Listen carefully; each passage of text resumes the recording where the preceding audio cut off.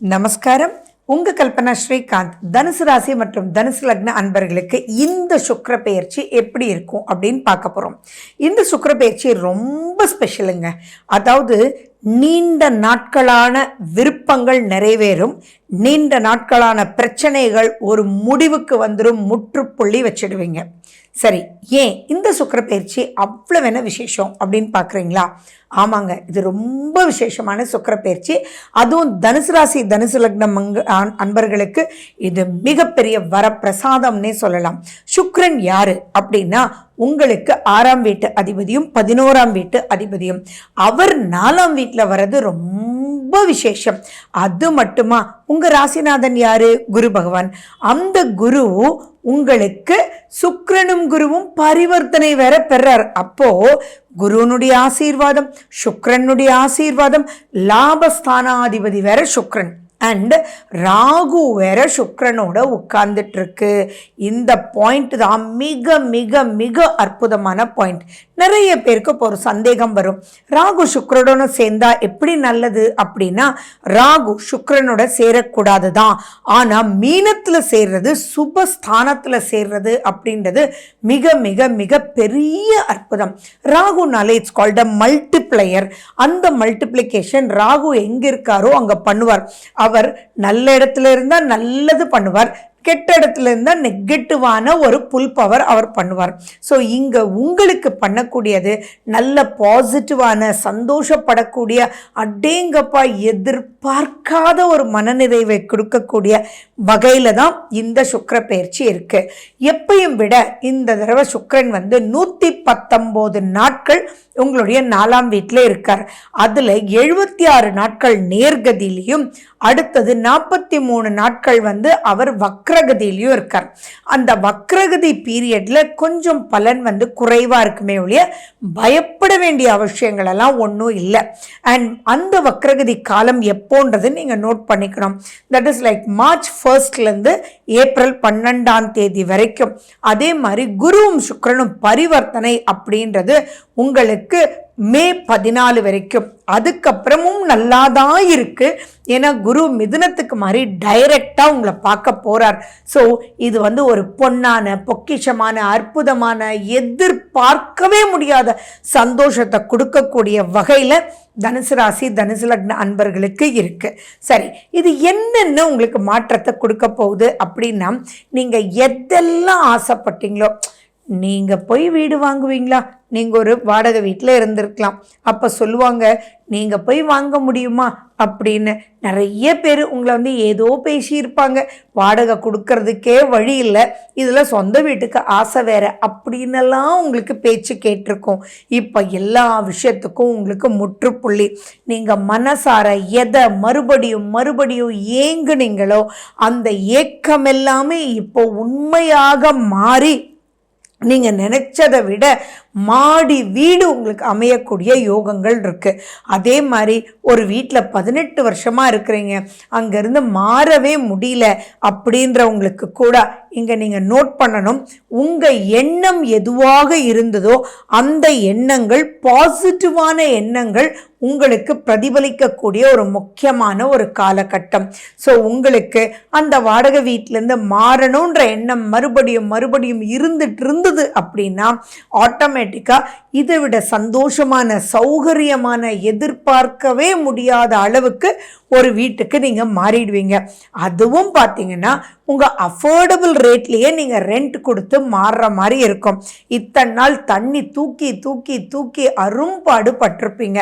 ஆனா இப்ப பார்த்தீங்கன்னா தண்ணி தூக்கவே வேண்டியதில்லை அப்படின்னு, அப்பா இப்பதாண்டா நான் நிம்மதியா இருக்கேன், நினைக்கவே இல்லைடா இவ்வளோ சௌகரியத்தோட ஒரு வீடு கிடைக்கும்னு அப்படின்னு உங்களுடைய அம்மா, உங்களுடைய ஃபேமிலி மெம்பர்ஸ், உங்களுடைய வைஃப் இதெல்லாம் சொல்லி சந்தோஷப்படக்கூடிய ஒரு அற்புதமான ஒரு காலகட்டம்.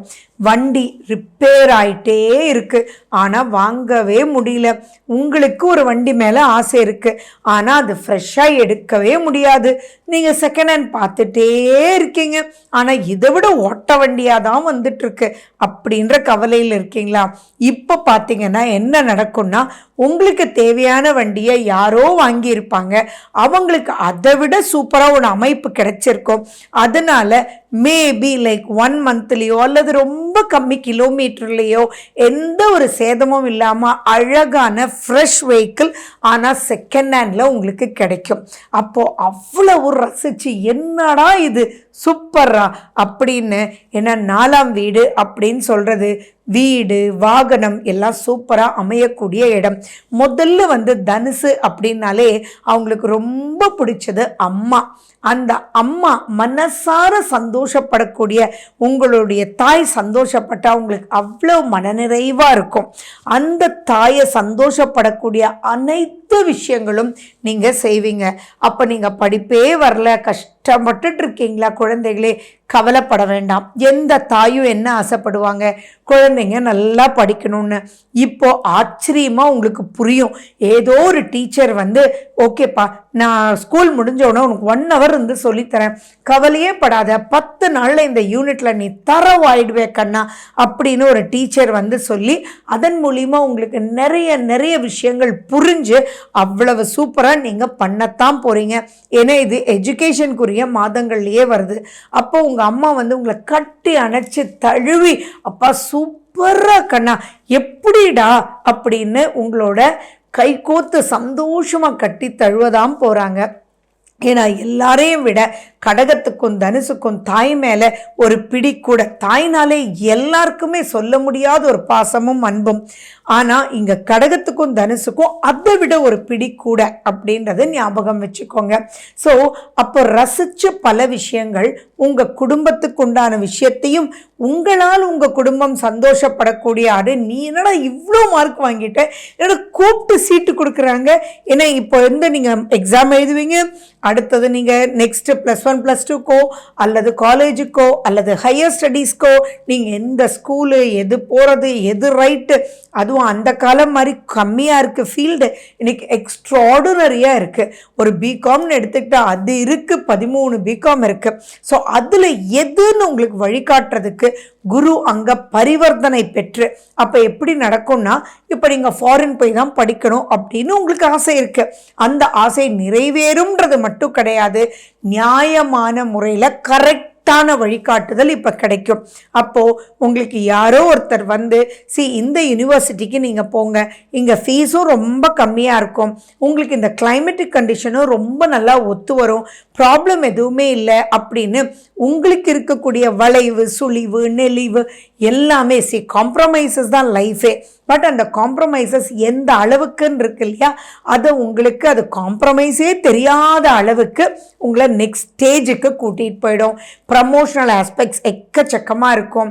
தனுசு ராசிக்காரங்க யாரெல்லாம் கல்யாணம் ஆகலை அப்படின்னு நினைக்கிறீங்களோ அவங்களுக்கெல்லாம் திருமணம் ஆகக்கூடிய வாய்ப்புகளும் உண்டு. அது மட்டும் இல்லை, 11ஆம் வீடு சம்பந்தப்படுறதுனால உங்களுக்கு திருமணம் ரீமேரேஜ் 2ஆம் கல்யாணம் அருமையாக நடக்கிறதுக்கு உண்டான வாய்ப்புகள். அதே மாதிரி 2ஆம் திருமணத்துக்கு உரியவரை சந்தித்து மனதார அங்கே இருக்கக்கூடிய நெகட்டிவ் எல்லாம் உங்களுக்கு மறந்தே போகக்கூடிய அளவுக்கு கரெக்டான லைஃப் பார்ட்னரை நீங்கள் பார்த்து அப்பாடா அப்படின்னு அறியாத சந்தோஷம் அறியாத அதிர்ஷ்டம் எப்படிடா அப்படின்ற ஒரு கான்செப்டுக்கு உங்களுக்கு வழி நடத்த யாரோ வருவாங்க. அந்த யாரோன்றது யாரும் இல்லை, தேவகுருவும் அசுரகுருவும் தான். ஸோ அவங்க வழிகாட்டுதல் மூலியமாக நீங்கள் எந்த ப்ரொஃபஷனாக இருந்தாலும் சரி அந்த ப்ரொஃபஷனில் நெக்ஸ்ட் லெவலுக்கு நீங்கள் போவீங்க அப்படின்றது உறுதி உறுதி உறுதி. அந்த நெக்ஸ்ட் லெவலுக்கு நீங்கள் போகிறது நீங்கள் மட்டும் சந்தோஷப்படுற மாதிரி இருக்காது, உங்களுடைய தாய் தந்தையர் பயங்கரமாக சந்தோஷப்படுவாங்க, உங்களுக்கு பேரு புகழ் எல்லாமே ஏறும். அண்ட் பொதுவாகவே தனுசு ராசிக்கு கரெக்டான ஒரு வழிகாட்டி கிடைச்சிட்டா அந்த வழிகாட்டியை பிடிச்சிக்கிட்டு கடகடகடகடன்னு படியேறது தனுசு ராசி தான். ஸோ அப்படிப்பட்ட குணாதிசயம் பிறப்பிலேயே இருக்கிற உங்களுக்கு இது மிகப்பெரிய வரப்பிரசாதம். யூஸ் பண்ணிக்கோங்க. அண்ட் இங்கே ராகு சேர்ந்துருக்கிறதுனால நிறைய நன்மைகள் நடக்கும். நீங்கள் பண்ண வேண்டியது உங்களுடைய சுய ஜாதகத்தில் இருக்கக்கூடிய திசா புத்தியும் உங்கள் ஜாதகத்தில் சுக்கிரனுடைய நிலை எப்படி இருக்குன்றதும் ஒரு தடவை பார்த்துட்டிங்கன்னா இதை எப்படி நீங்கள் ஜெயிச்சு போகணும் அப்படின்ற வழிகளும் நீங்கள் கற்றுக்கலாம். ஸோ இந்த காணொளி உங்களுக்காக தான்.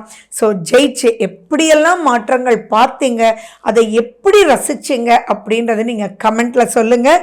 So wish you good luck. நன்றி. வாழ்க வளமுடன்.